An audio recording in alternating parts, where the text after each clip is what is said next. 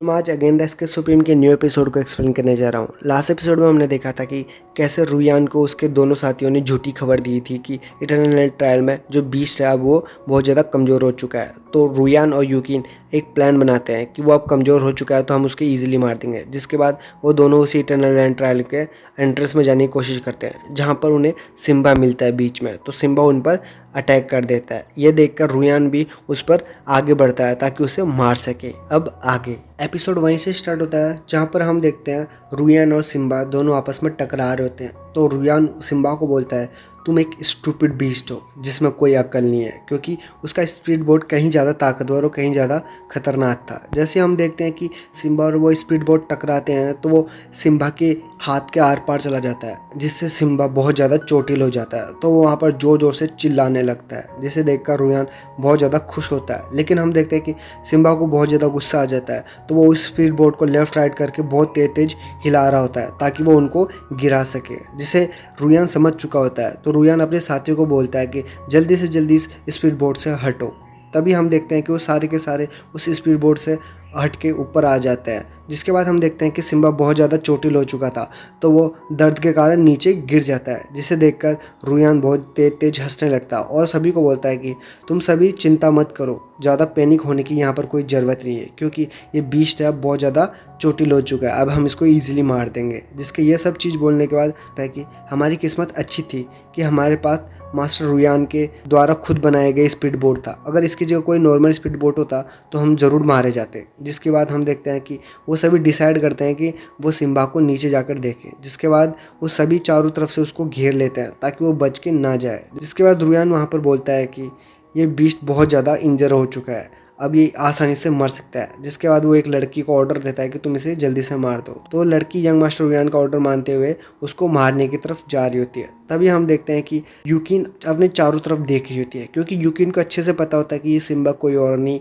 टेंग्यू का ही बीस्ट है। तो वो सोच रही होती है कि टेंग्यू हमारे ज़रूर आसपास ही होगा। जिसके बाद हम देखते हैं कि वो बिल्कुल सही सोच रही होती है, क्योंकि टेंग्यू एकदम से उनके पास आता है और बोलता है कि मैं बहुत देर से तुम लोगों का वेट कर रहा था, आखिरकार तुम लोग रह कहाँ गए थे। जिसके ये सब चीज़ बोलने के बाद वो वहाँ पर अपनी स्वॉर्ड फॉर्मेशन बना लेता है, जिसे यूकिन समझ जाती है और वो सभी को बोलती है कि टेंग्यू यहाँ पर आ चुका है और जल्दी से जल्दी यहाँ से भागो, क्योंकि अपनी स्वॉर्ड फॉर्मेशन यहाँ पर परफॉर्म करने वाला, अगर इसके अंदर तुम रह गए तो पक्के से पक्के मारे जाओगे। तो वहाँ पर हम देखते हैं कि बहुत सारे लोग भाग जाते हैं, लेकिन टेंग्यू जल्दी से जल्दी अपनी स्वॉर्ड फॉर्मेशन बना लेता है, जिसके कारण हम देखते हैं कि कुछ साथी वहाँ पर अंदर रह जाते हैं और एक साथी तो उस फॉर्मेशन के अंदर और बाहर रह जाता है, मतलब वो बीचों फंस जाता है। जिसके बाद हम देखते हैं कि वो बंदा वहीं पर ही मर जाता है और मिट्टी में मिल जाता है। तभी हम देखते हैं कि टेंग्यू को, जो कि सिम्बा के पास आता है और बोलता है कि सिम्बा तुमने अपना काम बहुत अच्छी तरह से किया, तो तुम वापस आ जाओ। जिसके बाद हम देखते हैं कि सिम्बा पावर के रूप में टेंग्यू के अंदर चला जाता है और टेंग्यू से बोलता है कि इन लोगों ने तुम्हारे जितने खून के बूंद गिराए हैं, मैं इनसे इनका बदला ज़रूर दूंगा। और वो बोलता है कि ये इस सब के लिए भरपाई करेंगे अपनी ज़िंदगी के रूप में। मतलब वो उनको एक तरह से धमकी दे रहा होता है कि तुमने सिम्बा को मारा और मैं तुम्हारी जान लूँगा। जिसके बाद टेंग्यू सभी को बोलता है कि अब तुम सब मरने के लिए तैयार हो जाओ। जिसके बाद हम देखते हैं वो सभी लोग टेंग्यू को देख रहे होते हैं और कुछ नहीं कर रहे होते हैं, क्योंकि उन्होंने एक्सेप्ट कर ली होती है कि अब हमारी मौत होने वाली है। जिसके बाद हम देखते हैं यूकिन रुयान बाहर होते हैं, जो कि वहाँ पर गुस्सा कर रहे होते हैं। तभी वहाँ पर आवाज़ आती है कि हम लोग तुम्हारा कब से वेट कर रहे हैं, आखिरकार तुम लोग कहाँ पर गए थे। जिसके बाद हम देखते हैं कि वो कोई और नहीं, टेंग्यू के साथी मेंगे और जियान होते हैं, जो कि बोल रहे होते हैं कि तुम सब अब मरने के लिए तैयार हो जाओ। तभी हम देखते हैं कि मेंगे और जियान आपस में बोल रहे होते हैं कि हम तुम्हारी हेल्प करेंगे और वो यूकिन पर अटैक कर देते हैं। तभी यूकिन भी अपनी पावर को एक्टिवेट करते हुए उनसे बच जाती है।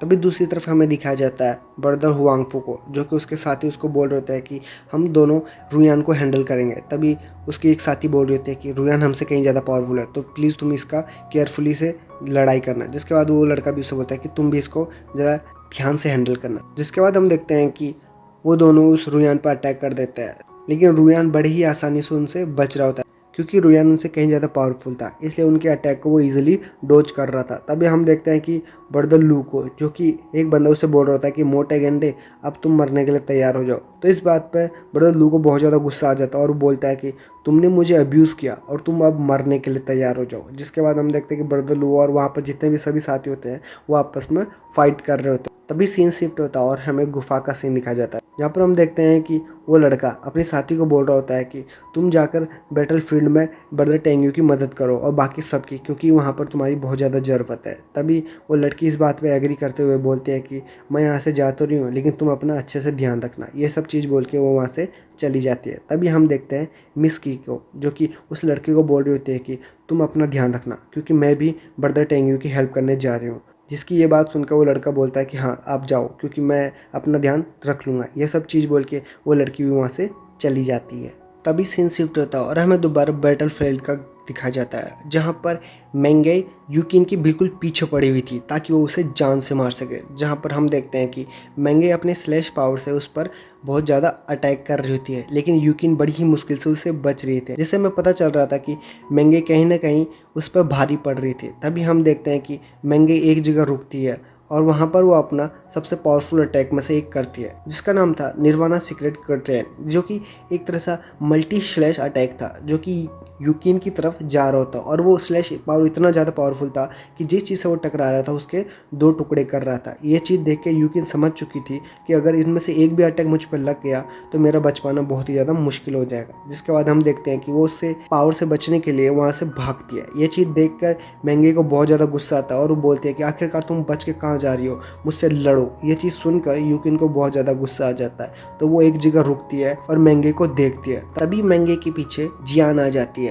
जो कि अपना पावरफुल अटैक करने के लिए तैयार होती है ताकि वो यूकिन को जल्दी से जल्दी मार सके। जिसके बाद वो हम देखते हैं कि वो अपने 5 डिवाइन स्वॉर्ड का समन करती है, जिससे वो यूकिन को मार सके। तभी हम देखते हैं कि वो 5 स्वॉर्ड आ जाते हैं। यह चीज़ देख के यूकिन समझ चुकी होती है कि अगर मैं अब कुछ करूँगी नहीं तो यहाँ पर मैं बेमौत मारी जाऊँगी। जिसके बाद हम देखते हैं कि वो उन दोनों को बोलती है कि मैंने तुम दोनों को बहुत ज़्यादा हल्के में ले लिया, इसके लिए मुझे माफ़ करना, लेकिन अब तुम मरने के लिए तैयार हो जाओ, तुम अब असली पावर देखने वाले हो। जिसके बाद वो उन दोनों को ये चीज़ भी बोलती है कि तुमने अपना अपोनेंट बहुत ही ज़्यादा गलत चुना है। मतलब वो इनडायरेक्टली ये कहना चाहती थी कि तुम अभी इतने काबिल नहीं हो कि तुम मुझे अपना अपोनेंट चुनो। जिसके ये सब चीज़ बोलने के बाद वो वहाँ पर अपना पावर इन्हेंस करती है। ये चीज़ देखकर जियान और मेंगे समझ चुकी थी कि ये सोल रिफाइंड रिल्म के सेकंड लेवल पर आ चुकी है।